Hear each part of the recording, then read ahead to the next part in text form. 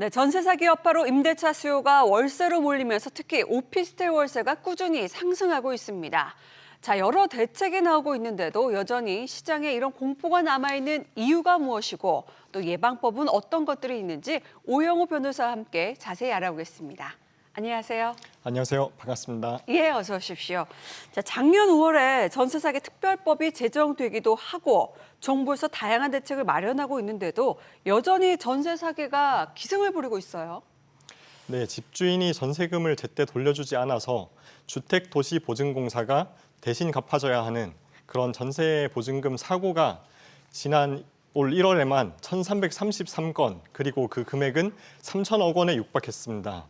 이는 금액 순으로 봤을 때 작년 1월 대비 31%나 증가한 수치인데요. 일단 실제 제가 맡은 사건들만 봐도 전세 사기의 형태와 수법이 정말 다양합니다. 네네네. 네, 전세 사기뿐만 아니라 월세 사기, 매매 사기, 역전세 사기까지 그 수법이 기상천외하게 굉장히 많이 발생을 하고 있어요. 그런데 이러한 쪽에 지식이 해박하지 않은 일반 세입자들이 이런 모든 사기의 가능성을 미리 확인하고 대비해서 피해가는 것은 사실상 불가능에 가깝다고 봅니다. 네, 이 사기 유형과 수법이 다양해졌다라고 하셨는데 전세 사기가 이렇게 횡행하는 원인 무엇으로 보십니까? 네, 이런 전세 사기가 끊이지 않는 이유, 저는 그 핵심이 결국 정보의 비대칭성에 있다고 봅니다. 임대차 계약이 체결이 되면 임차인은 보증금을 돌려받아야 하는 채권자가 되고 임대인은 채무자가 되는 것이거든요. 그런데 돈을 돌려받아야 하는 임차인이 임대인에 대한 정보를 확인할 수 있는 방법이 굉장히 제한적이라는 것입니다. 그래서 사실상 등기부 등본이나 공인중개사의 설명 정도가 전부라서 세입자들은 그야말로 깜깜이 상태에 처할 수밖에 없는데요. 집주인의 토지주택 소유 정보, 금융 정보, 혹은 세금 체납 정보, 그리고 회생 파산 여부 등을 미리 연동해서 파악을 할 수 있는 시스템만 갖추어져도 이러한 정보 비대칭성이 어느 정도 해소가 될 수 있다고 봅니다. 지금처럼 사기 피해가 발생한 뒤에 피해 금액을 보전받는 그런 사후 대책으로는 한계가 있다는 것이죠. 네, 말씀을 들어보니까 이 세입자들이 집주인의 현재 금융 상태만 좀 파악을 해봐도 제대로 된 집 주인인지 아닌지 가늠하기가 쉽지 않을까 싶긴 한데요. 현재는 이 집주인에 대한 금융 정보를 확인할 방법 없는 건가요? 그건 아닙니다. 정부에서 전세 사기 예방을 위해 안심전세라는 앱을 제작을 했습니다. 이 앱을 통해서 임대인의 세금 체납 정보, 그리고 신축 빌라의 시세, 그리고 악성 임대인 여부 등을 미리 확인을 하실 수 있습니다. 문제는 임대차 계약이 체결되고 나서 입주 후에는 세금 체납 정보를 확인하기 위해서는 임대인의 동의가 있어야 한다는 점입니다.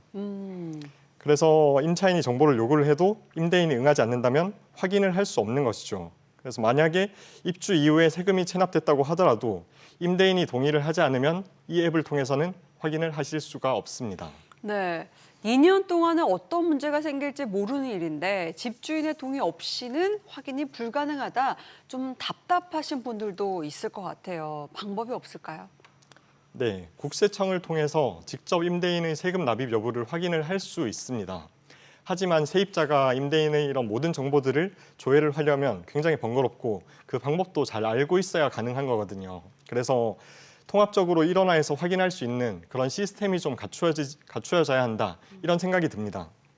그리고 계약 후에 확인을 한다고 해도 세금 체납을 원인으로 해서 계약을 일방적으로 파기를 하기에는 어려운 부분이 있습니다. 따라서 집주인의 전반적인 금융 상태에 대한 이런 파악 등 다양한 정보를 세입자가 알 수 있도록 하는 것이 사기 피해를 줄이기 위한 방법이라고 생각을 합니다. 네, 결국에는 이 현재 시점에서는 전세 계약을 체결을 할 때 세입자가 좀 꼼꼼하게 따져보는 것이 전세 사기를 예방하는 방법이다, 이 말씀이신 것 같은데, 자, 그렇다면 어떤 그 부분을 구체적으로 살펴본 후에 계약을 진행을 해야 좀 안전할까요? 네, 최근 국토부에서 전세 계약 체크리스트를 발표를 했습니다. 예. 그 주요 내용을 살펴보면요. 전세 계약 전에는 우선 주변 시세와 전세 가격을 가장 먼저 확인을 해야 합니다. 네네. 그런데 이 사실 뭐 사회 초년생이나 처음으로 전셋집 구하시는 분들은 이런 정보를 어디서 어떻게 구해야 할까, 이런 것도 좀 막막해하는 부분도 있을 것 같거든요. 네, 아까 전에 말씀드렸던 안심전세 앱을 통해서도 확인을 하실 수 있고요. 국토부 실거래가나 한국부동산원 그리고 어느 정도 공신력 있는 기관들을 통해서도 시세 정보를 취득을 할 수 있습니다. 그런데 이때도 주의할 점이 있습니다. 예. 빌라나 오피스텔은 주변 시세나 전세 가격을 확인을 할 때 온라인에서만 확인하는 것은 바람직하지 않습니다. 아파트처럼 비슷한 입지에 일률적으로 지어지는 것이 아니기 때문인데요. 주변에 빌라촌이 형성되었다고 하더라도 층과 남향, 북향 등 방향, 일조권, 그리고 준공 시기 등에 따라서 시세가 천차만별이기 때문에 발품을 조금 파셔야 합니다. 신축 빌라나 오피스텔은 시세 정보가 제공되지 않거나 부정확한 경우도 많아서 사기꾼들의 주요 타겟이 되기도 하는 만큼 주변 공인 중개사 여러 곳을 방문해서 직접 시세를 확인해 보시는 것을 추천드립니다. 예. 자신이 거주할 주택 유형에 따라서 더 꼼꼼하게 살펴볼 필요도 있을 것 같습니다. 또 계약 전에 어떤 점들을 확인해 보면 좋을까요? 등기부 등본을 발급을 받아서 전세권, 근저당권 등 선순위 채권이 얼마나 되는지를 확인하실 필요가 있습니다. 근저당권이 임대차 계약 전에 잡혀 있다면 이 부분부터 변제가 되거든요. 그래서 이 규모를 파악을 해야 만약 전세보증금 피해가 발생을 하더라도 이 선순위 채권을 제외하고 내가 돌려받을 수 있는 보증금의 규모는 얼마인지 가늠을 할 수 있습니다. 여기에 더해서 다가구 주택은 다수의 임차인이 있기 때문에 선순위 보증금이 얼마가 되는지를 꼭 확인을 하셔야 합니다. 먼저 들어온 세입자가 먼저 보증금을 돌려받을 권리를 갖기 때문에 주택에 얼마나 많은 세입자가 기존에 거주를 하고 있는지 그리고 내 순위는 어떻게 되는지를 파악하실 필요가 있습니다.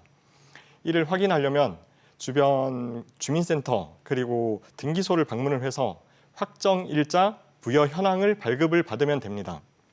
하지만 전세 계약 전이라면 집주인의 동의가 필요합니다. 이렇게 아직도 집주인의 동의를 얻어야 한다는 점이 개인적으로는 굉장히 아쉬운 부분인데요.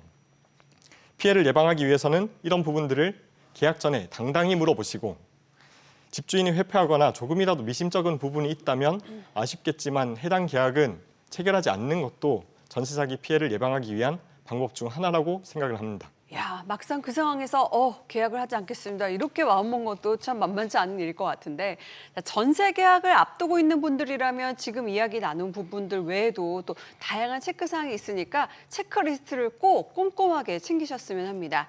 자, 끝으로 이 계약 기간이 끝나고 나서 이사를 앞두고 있는데 보증금을 못 돌려받았다. 이럴 때는 어떤 조치를 취하면 될까요? 일단 주민등록을 옮기면 절대 안 됩니다. 예. 네, 주택임대차보호법상 보장되는 우선 변제권 그리고 대항력은 주민등록을 옮기면 사용실되기 때문인데요. 그러면 언제까지 이 집에 살고 있어야 하나? 새로운 계약도 체결했는데 이사도 가면 안 되는 것이냐? 그런 생각이 드실 수 있을 것 같습니다. 예. 그럴 때 활용을 할 수 있는 것이 임차권 등기 명령 제도입니다.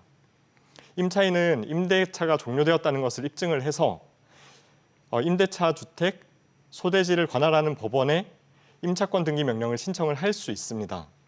이렇게 임차권이 등기가 되면 우선 변제권 있는 보증금이 등기부 등본에 표시가 되어서 이사를 가더라도 경매를 통해 발생한 배당금에서 임대차 보증금을 반환받으실 수 있습니다. 이때 배당금으로 보증금을 모두 반환받지 못하는 경우라면 임대인의 다른 재산을 조사를 해서 강제 집행을 하는 것도 방법입니다. 이러한 과정에서는 법률 전문가의 도움을 받으시는 것을 추천드립니다. 예. 자, 지금까지 오영호 변호사와 함께 전세 사기에 대해서 자세한 이야기 나눠봤습니다. 고맙습니다. 감사합니다.